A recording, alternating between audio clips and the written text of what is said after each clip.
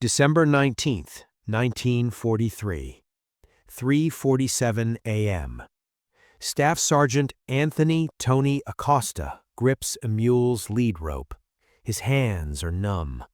Temperature -12 degrees Celsius. The wind howls through the Apennine Mountains at 45 kilometers per hour. Ice coats the narrow trail ahead. Behind him, 18 more mules stand loaded. Each carries 2 disassembled 75mm pack howitzers, 600 total pieces of artillery.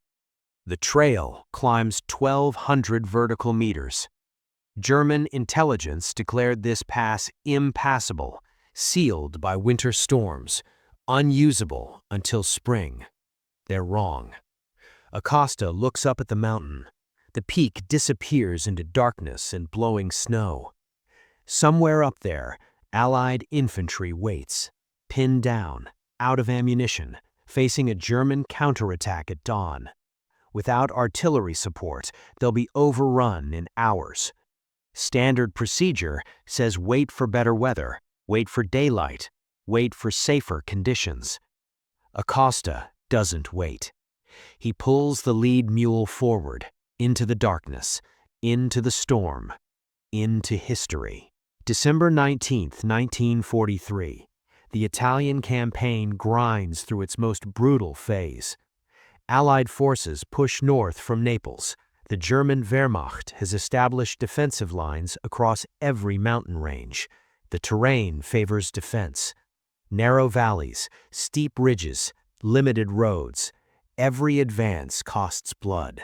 The Gustav Line represents Germany's strongest defensive position.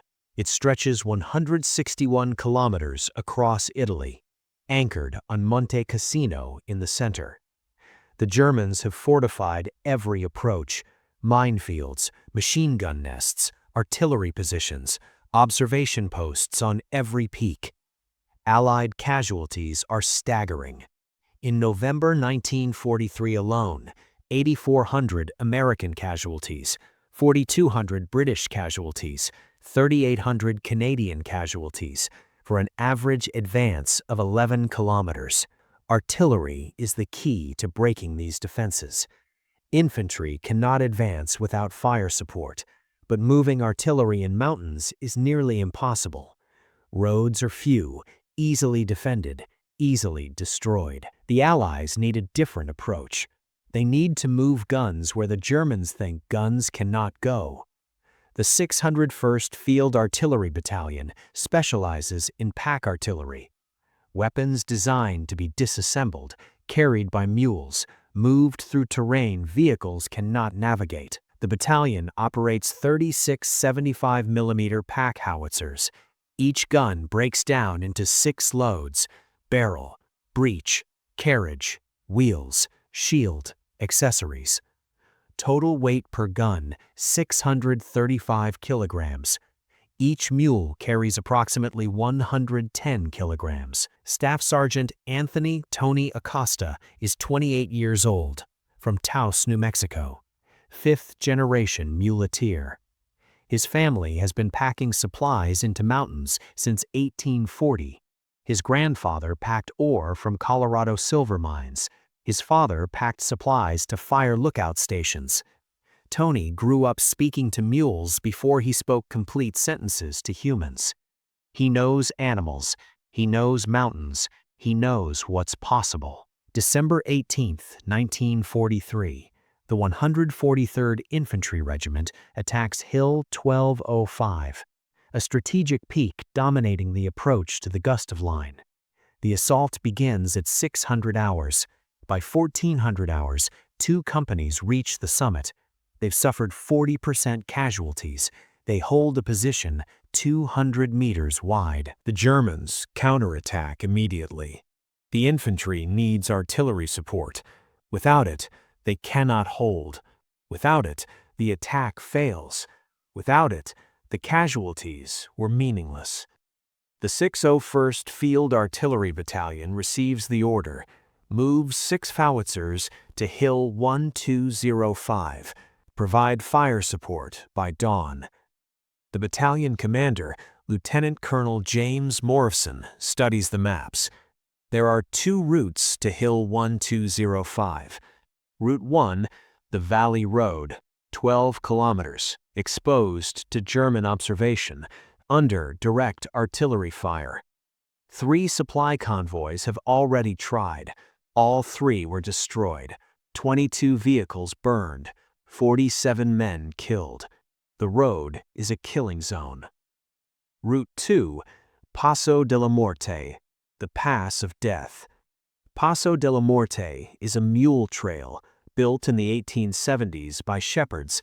It climbs the western face of the mountain, gain 1,200 meters of elevation in 4.2 kilometers. Average grade 28%, maximum grade 47%. In summer, experienced packers use it. In winter, nobody attempts it. The Germans know about the pass. Their intelligence reports describe it as seasonally impassable, current status sealed by winter conditions. They don't defend it, they don't watch it, they don't believe anyone would be foolish enough to try. Morrison calls Acosta to his command post. "Sergeant, I need an honest assessment. Can we get 6 guns up Paso de la Morte?" Acosta has already studied the maps. "Sir, the pass is technically navigable if conditions are right." "And if conditions aren't right?" "Then we lose mules, maybe men, definitely time." "The infantry doesn't have time, Sergeant. They need artillery by 0600 tomorrow. That's 13 hours. Acosta does the mathematics. 6 guns, 36 loads, plus ammunition, plus crew equipment. Total, approximately 60 loads. He has 32 mules available.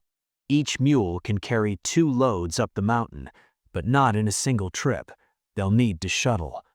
"Sir, I can't move 6 guns in 13 hours. Morrison's expression hardens. "Then men will die tomorrow." "But I can move 3 guns, sir. 18 loads, single trip, if I select the right animals and travel light." 3 guns isn't enough for sustained fire support. "No, sir, but 3 guns is enough to break a counterattack, and once we prove the route is passable, we can bring more." Morrison considers this. "How many mules?" 19, sir. 18 for loads, and 1 for me to lead. 19 mules carrying the weight of a battalion's hope." "Yes, sir." Morrison approves the mission, but he imposes one condition. Acosta must wait for the storm to pass. Weather reports predict clearing after midnight. Attempting the climb in active snowfall would be suicidal. The ice alone could send mules sliding off the trail. A single fall could trigger a chain reaction, animals panicking, loads breaking loose. Disaster. "Wait until 0200, Sergeant. Give the storm time to move through." "Sir, that cuts our margin to 4 hours for a 6-hour climb." "Then you'd better move fast." What Morrison didn't know, what nobody knew, was that the storm wouldn't pass, and Acosta would face a choice that would define his entire life. December 18, 1943, 1800 hours. Acosta begins selecting animals. Not all mules are equal. Some are strong but clumsy. Some are sure-footed but nervous. Some are reliable but slow. For this mission, he needs specific qualities. He walks through the battalion's animal lines, examining each mule, checking hooves, testing temperament, feeling for injuries. Out of 32 available mules, he selects 19. Lead animal, a mule named Duke, 9 years old, gray coat, white muzzle. Duke came from Colorado, mountain-trained, calm under stress, never stumbled in 18 months of Italian operations. Duke will set the pace. The other animals will follow his lead. Acosta's selection criteria are precise. Animals must weigh at least 450 kilograms to handle the loads. Animals must have winter horseshoes with ice caulks for grip on frozen trail. Animals must have demonstrated night discipline, no braying, no panic. And most importantly, animals must trust him. Mules are not horses. They're smarter, more cautious, less willing to follow a human into obvious danger. A horse might charge into fire because a rider demands it. A mule will refuse, will plant its hooves and wait for a better option. This is not stubbornness. This is intelligence. To lead mules through impossible terrain, you must earn their trust. Show them you won't ask them to die. Acosta has earned that trust. For 18 months, he's cared for these animals, fed them first before eating himself, treated their injuries, learned their individual personalities, protected them from abuse by other soldiers who didn't understand mule psychology. The animals know him. They trust him. Tonight, that trust will be tested. 1900 hours. The artillery pieces are disassembled. Each component is weighed, balanced, wrapped in canvas to prevent clanking. The loads must be perfectly balanced. An unbalanced load shifts during climbing, throws off a mule's center of gravity, causes falls. 3 75mm pack howitzers, 18 components. Each component becomes a mule load. Acosta supervises the packing personally. He checks every rope knot, every balance point, every attachment. One mistake means failure. Private First Class Robert Chen assists with the packing.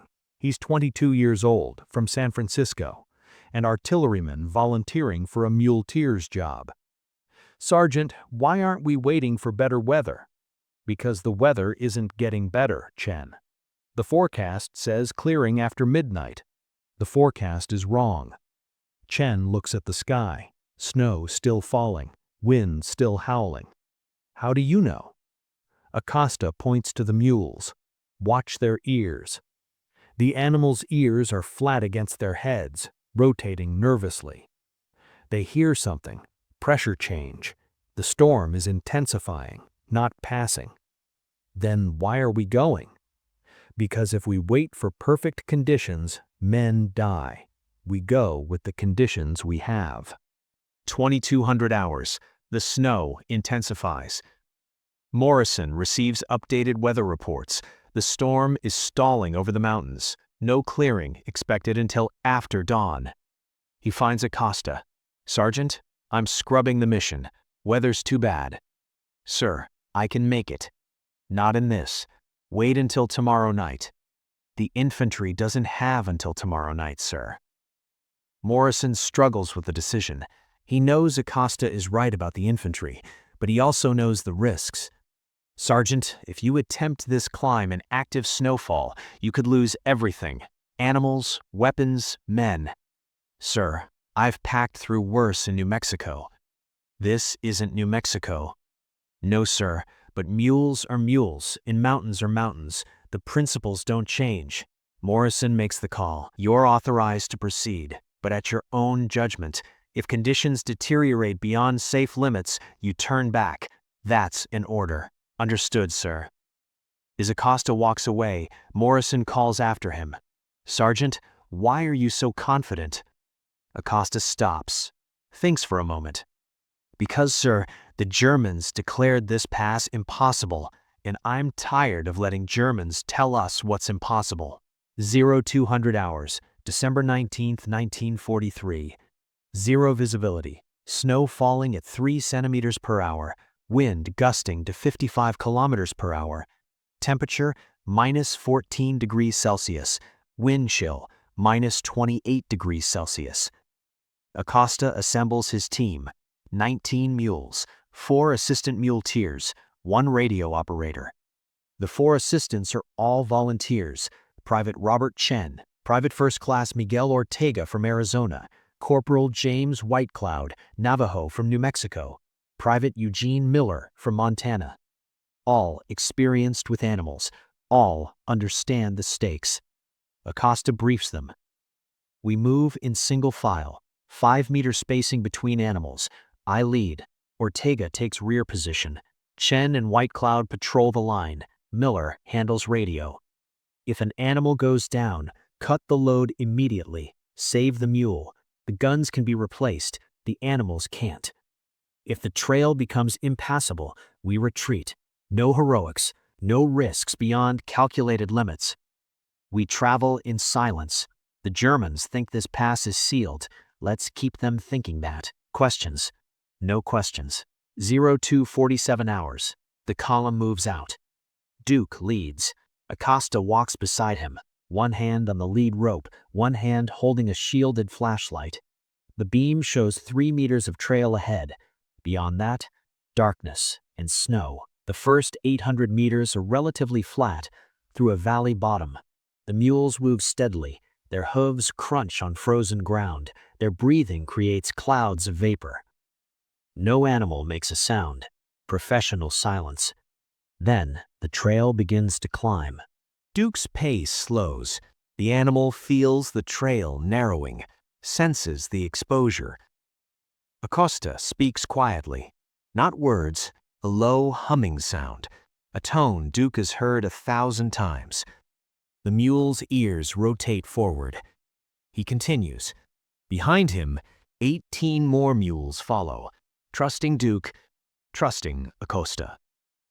4:02 hours. Elevation gain, 430 meters. The trail becomes a series of switchbacks, tight turns carved into the mountainside. Each turn requires precise maneuvering. The loads on each mule extend beyond the animal's width. On the turns, the loads swing out over the drop-off. Physics and balance keep them from falling. Barely. Private Chen radios from midpoint in the column. Sergeant, Mule 7 is struggling on the turns. Load is shifting. Acosta stops the column, walks back to Mule 7, a brown mare named Rosie. She's breathing hard. Her load has shifted 3 inches to the right, not enough to unbalance her yet, but getting worse. Acosta adjusts the load, tightening ropes, redistributing weight. His hands work by feel. No time for lights, no time for careful measurement. 30 seconds of adjustment. Then they continue. 4:41 hours. Elevation gain, 720 meters. The storm intensifies. Snow is now falling at 5 centimeters per hour. The trail disappears under fresh powder. Acosta can no longer see the path. He navigates by memory and instinct, feeling for the solid ground beneath the snow, avoiding the edge by sensing the change in wind pressure. Duke suddenly stops, plants his hooves, refuses to move forward. Acosta knows this behavior. The mule senses danger. He moves to Duke's side, probes forward with his boot. His foot finds nothing. Empty air. The trail has collapsed. Acosta shines his flashlight downward. The beam reveals a gap, 1 meter wide. The trail has given way under the accumulated snow and ice. Beyond the gap, the trail continues, but getting across requires jumping. Mules can jump, but not with 220 kilograms of artillery on their backs. This was the moment when everything hung in balance. The mission, the infantry, the belief that determination could overcome impossible odds. What Acosta did next wasn't in any manual. December 19th, 1943. 04:44 a.m. Acosta stares at the gap in the trail. 1 meter of empty space, 60 meters of fall below it. Standard procedures says turn back. The trail is impassable. Mission failed. Return to base. But Acosta sees something others might miss. The gap isn't uniform.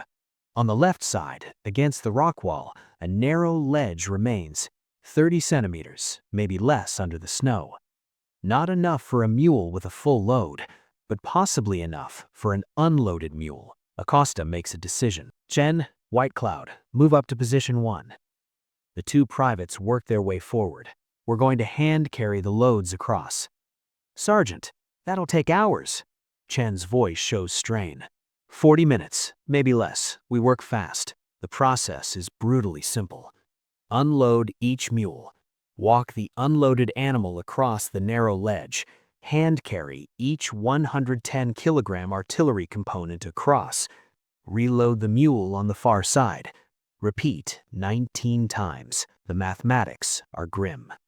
0448 hours. They begin with Duke. Acosta removes the 2 artillery pieces from Duke's pack saddle, sets them carefully on the trail. Then he leads Duke to the gap.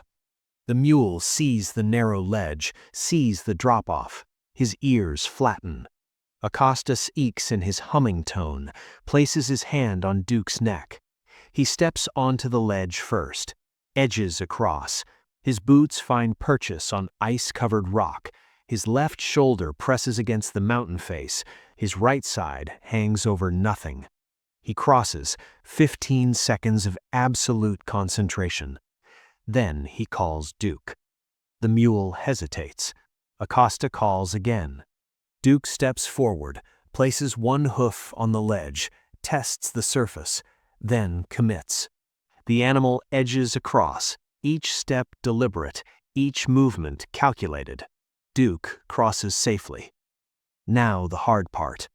Chen and White Cloud lift the first artillery component, a howitzer barrel, 58 kilograms. They carry it to the gap. White Cloud crosses first, walking backward. Chen follows, walking forward. They maintain eye contact over the barrel between them. Neither looks down. Neither acknowledges the drop-off. They focus only on feet and balance. 30 seconds to cross. They set the barrel down, return for the second component, a breech assembly, 52 kilograms. They cross again. One animal complete. 18 to go. 0507 hours. 3 mules crossed, 6 loads transported. The team develops a rhythm. Acosta leads each animal across. Chen and White Cloud shuttle the loads. Ortega and Miller prep the next animal in line. Radio silence maintained. 0531 hours. 7 mules crossed, 14 loads transported. Private Chen's hands are bleeding. The rope handles on the artillery components cut through his gloves. The cold makes the wounds worse. He doesn't stop, doesn't complain, just keeps lifting and carrying. 0549 hours. 11 mules crossed, 22 loads transported. Corporal White Cloud crosses with a wheel assembly. His boot slips on ice. He lurches sideways. The wheel assembly tilts toward the drop-off. Chen, crossing behind him, lunges forward, catches the wheel assembly. Both men freeze. The wheel extends 18 inches over the void. Their combined grip holds it. White Cloud finds his footing. They complete the crossing, set the wheel down with shaking hands. Neither man speaks. They simply turn around, walk back for the next load. This is not heroism. This is work. Dangerous, exhausting, essential work. 0612 hours. 15 mules crossed. 30 loads transported. 4 mules remain. 8 loads remain. Dawn is 31 minutes away. The infantry's position is 2.2 kilometers ahead, still an hour of climbing. They're not going to make Morrison's deadline, but they're going to get close. Then disaster strikes. Mule 16 panics. She's a younger animal, a bay mare named Sadie, only 3 months with the battalion, less experienced than the others. As Acosta leads her toward the gap, she sees the drop-off. She rears, her hooves leave the ground. The movement catches Acosta off guard. The lead rope burns through his hands.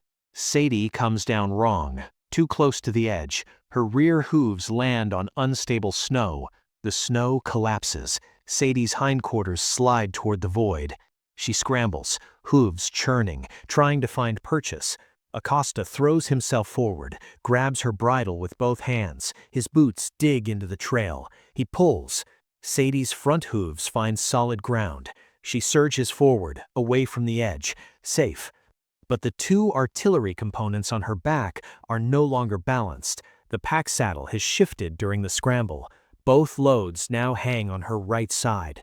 Physics takes over. The unbalanced weight pulls her sideways, back toward the edge. "Cut the loads!" Acosta's voice cuts through the wind. Chen reaches Sadie in 3 strides. His knife is already out. He slashes the retaining ropes. The 2 artillery components fall. They tumble over the edge, into the darkness, into the 60-meter drop. Sadie, suddenly freed of the unbalanced weight, staggers forward. Acosta steadies her, runs his hands over her legs, checking for injury.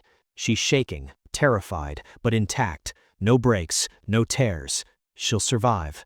The artillery components won't. Those 2 pieces, a trail assembly and a sight mount, are gone, smashed on the rocks below, irretrievable. The mission has just changed. Originally, 3 complete howitzers.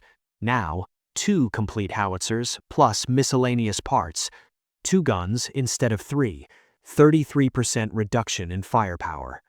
Will it be enough? Acosta doesn't know, but he knows turning back won't help anyone. 06:27. All 19 mules across, all remaining loads transported. Total time at the gap, 1 hour, 43 minutes. The column reassembles on the far side. Acosta takes 60 seconds to assess. Chen's hands are destroyed. White Cloud is limping. Miller is hypothermic, shaking uncontrollably. Ortega is the only one still at full strength. And they still have 570 vertical meters to climb. Acosta makes another decision. "Miller, you're staying here. White Cloud, you're staying with him. Get a fire started in that rock overhang. Warm up. We'll collect you on the way back." "Sergeant, you need—" White Cloud starts to object. "I need you alive, Corporal, not dead from hypothermia. That's an order." White Cloud nods, helps Miller toward the overhang. Now it's 3 men and 19 mules. Acosta, Chen, Ortega. They continue climbing. 06:08. Elevation gain, 1,050 meters. 150 meters to go. The trail becomes a series of ice-covered steps carved by centuries of shepherds. Each step is 20 to 30 centimeters high. The mules must jump from step to step with artillery components on their backs. It's brutally slow. Duke sets the pace. Jump, land, steady. Jump, land, steady. The rhythm never varies. Behind him, 17 more loaded mules follow, plus Sadie, now carrying only a light pack. Jump, land, steady. 0741 hours. The trail crests the ridgeline. They've reached Hill 1205. Total climb, 6 hours, 54 minutes. 1,200 vertical meters.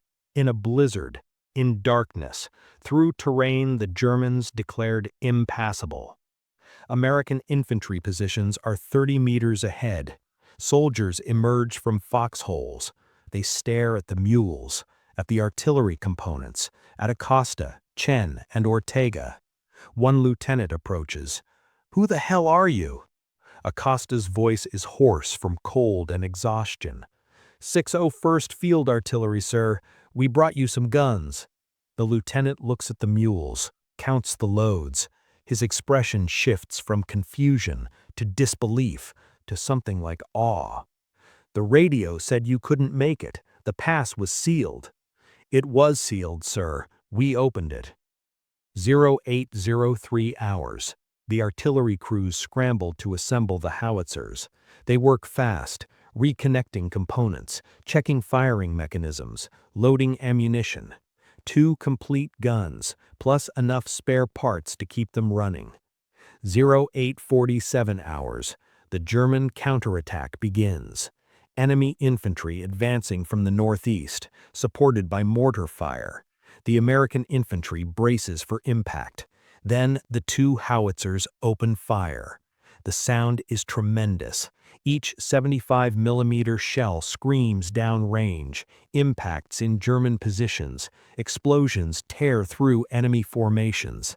The German advance falters, then stops, then retreats. The counterattack collapses. Hill 1205 holds. because 19 mules carried 2 artillery pieces up an impassable mountain, because one sergeant refused to accept German declarations of what was impossible, because 4 men worked through exhaustion and injury and fear, because Duke trusted the human who asked him to walk across a 30-centimeter ledge. Acosta stands beside Duke, runs his hand down the mule's neck. The animal's coat is crusted with ice. His breath comes in heavy clouds, but his eyes are calm, alert, professional. Good boy, Duke. You did good. The mule's ears rotate forward, listening, understanding in whatever way mules understand. They made it. December 19th, 1943, 14:20 hours. The return journey begins. Acosta leads the 19 mules back down Paso de la Muerte. Without loads, the descent is faster, but more dangerous. Gravity pulls the animals towards the edge. Each step requires control. They collect White Cloud and Miller from the rock overhang. Both have recovered enough to walk. By 1700 hours, the entire team reaches the valley floor. Lieutenant Colonel Morrison meets them at the staging area. He says nothing for a long moment, just looks at the men, at the animals. Then he speaks. "Sergeant Acosta, I need your written report by tomorrow morning." "Yes, sir." "And Sergeant, the infantry radioed. The German counterattack was company strength, maybe 180 men. Your guns stopped it cold. Casualties on our side, 4 wounded. Without those howitzers, the infantry commander estimates they'd have lost the entire position. That's 2 companies, 400 men. Acosta doesn't respond. He's too exhausted for mathematics, too exhausted for pride. He just wants to care for his animals. Morrison continues. "I'm putting you and your team in for commendations, and I'm requesting authorization to use Paso de la Muerte as a primary supply route. If you can get 3 guns up that mountain, we can get supplies, ammunition, medical equipment, everything the infantry needs. Sir, with respect, I got 2 guns up. We lost components when Mule 16 went off balance. You got enough up to save 400 men, Sergeant. I call that success." The following week, Acosta makes the climb again, this time with 32 mules, this time carrying 6 complete howitzers, this time in daylight. The weather has cleared, the trail is visible, the gap has been bridged with timber. The second climb takes 4 hours, 30 minutes. Over the next 6 weeks, Paso de la Muerte becomes a critical supply line. The 601st Field Artillery makes the climb 47 times. They move 18 howitzers to Hill 1205. They transport 312 tons of ammunition. They evacuate 89 wounded soldiers on litters strapped to mules. The pass the Germans declared sealed becomes one of the busiest routes in the sector. German intelligence eventually learns about the supply line. They redirect artillery to target the pass. But hitting a narrow mountain trail is nearly impossible. Shells explode harmlessly on rocks above and below the path. The mules continue climbing. Private Robert Chen's hands require medical treatment. 17 stitches, multiple tendon repairs. He returns to duty after 3 weeks. His first task? Another climb up Paso de la Muerte. He doesn't complain, doesn't request reassignment, just picks up a mule's lead rope and starts walking. Corporal James Whitecloud receives the Bronze Star for his actions carrying loads across the gap, for preventing the loss of additional components when the wheel assembly slipped. The citation reads, "Extraordinary heroism in support of ground forces engaged with the enemy." Whitecloud sends the medal home to his family in New Mexico, includes a note, "This belongs to the mules as much as me." Sadly, Private Eugene Miller never fully recovers from the hypothermia. He's evacuated to a hospital in Naples, then sent home to Montana. Medical discharge. He spends the rest of his life with cold sensitivity, cannot tolerate temperatures below freezing, but when asked about the war, he tells one story. The night 19 mules opened the sealed pass. Duke, the lead mule, continues working until May 1944. 143 missions, 0 injuries, 0 failures. Then he steps on a mine during a supply run near Monte Cassino. The explosion kills him instantly. Acosta buries him on a hillside overlooking the Leary Valley, marks the grave with stones. Acosta stands at the grave for 20 minutes, alone, silent. Then he returns to the remaining mules. They still need care. They still need leadership. The work continues. January 1944. The U.S. Army begins studying the Paso de la Morte operation. Staff officers interview Acosta, document his methods, analyze his decision-making. They identify key lessons, animal selection protocols, load balancing techniques, night navigation procedures, risk assessment frameworks. These lessons spread throughout the Italian theater. By spring 1944, 17 additional pack artillery battalions adopt Acosta's methods. The Army establishes a formal training course, Mountain Packing School, based in the Apennines.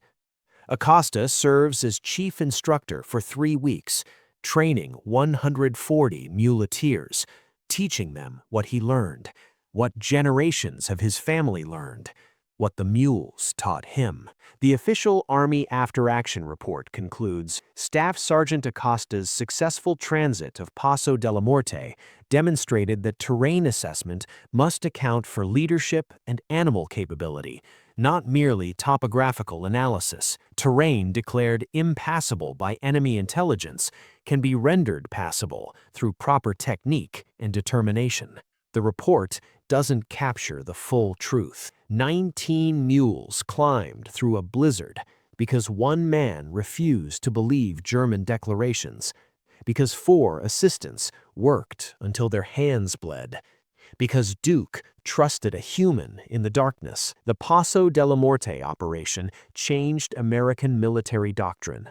Not immediately, not dramatically, but profoundly. The lessons influenced operations for decades. First impact, pack artillery tactics. Before December 1943, pack artillery was considered a specialized capability, useful in limited circumstances, secondary to mechanized artillery. After Acosta's climb, the Army recognized pack artillery as essential. Terrain that stopped vehicles couldn't stop well-led animals. By 1945, the Army operated 22 pack artillery battalions, 16 in Italy, 6 in the Pacific Theater. Second impact, mountain warfare doctrine. The Italian campaign proved that mountains don't stop determined forces. They slow them, complicate them, but don't stop them. American mountain warfare schools taught Acosta's principles: proper load distribution, animal psychology, night navigation, risk calculation. These principles influenced operations in Korea, in Afghanistan, in every mountainous conflict since. Third impact, leadership philosophy. Acosta demonstrated that junior leaders with specialized knowledge should be trusted, even when their judgments contradict conventional wisdom. Even when senior officers express doubt, the Army began empowering sergeants to make tactical decisions, to challenge plans when their expertise indicated better approaches. This cultural shift took years, but it began on a frozen mountain trail in December 1943. After the war, Acosta returns to New Mexico. He's 30 years old, holder of 2 Bronze Stars and the Silver Star. He doesn't discuss his awards, doesn't tell war stories, just returns to his family's packing business. For 40 years, he packs supplies into the Sangre de Cristo Mountains, equipment for fire lookout stations, supplies for backcountry camps, tourist gear for wilderness expeditions. He trains his children, then his grandchildren, teaching them what his grandfather taught him: how to read an animal, how to balance a load, how to navigate in darkness, how to determine what's possible. In 1983, The U.S. Army contacts him. They're writing an updated mountain warfare manual. They want his input. He agrees to consult, spends 2 weeks at Fort Carson, Colorado, teaching a new generation. One young officer asks him about Paso de la Muerte. "Sir, what made you certain you could make that climb?" Acosta thinks for a long moment. "I wasn't certain. Certainty is a luxury. I was reasonably confident based on experience. That had to be enough. But what if you'd been wrong? Then men would have died. But men were dying anyway. Doing nothing guaranteed failure. Trying something difficult offered a chance. I chose the chance." The officer presses further. "But what if you'd lost men on the climb? Lost mules? Would it have been worth it?" Acosta's expression hardens. "I didn't lose men, didn't lose mules, because I understood the animals, understood the terrain, understood the limits. If I hadn't understood those things, I wouldn't have attempted it. Knowledge matters. Experience matters. Wisdom is knowing when to push and when to stop." The modern army rediscovers these lessons regularly. Every generation of mountain warfare instructors teaches Paso de la Muerte. It becomes a case study. How junior leaders solve impossible problems. How animals extend human capability.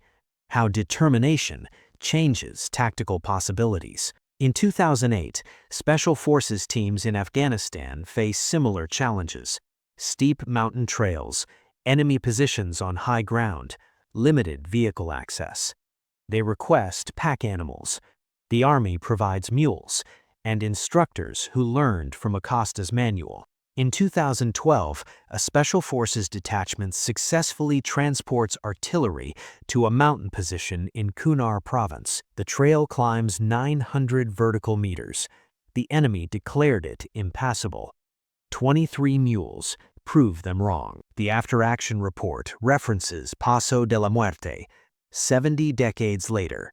The lessons still apply. Acosta dies in 1997, age 82. His obituary in the Taos News mentions his packing business, his family, his military service. It doesn't mention that he changed how the U.S. Army thinks about mountains. Doesn't mention the 400 men who lived because 19 mules climbed in darkness. Doesn't mention Duke, but his grandchildren remember. They run the family packing business now, still operating in the Sangre de Cristo Mountains. When they train new packers, they tell the story. The night their grandfather opened the sealed pass. The night German declarations of impossible proved wrong. The night determination and knowledge defeated terrain and weather. In 2015, the U.S. Army dedicates a memorial at Fort Carson, the Mountain and Cold Weather Training Center.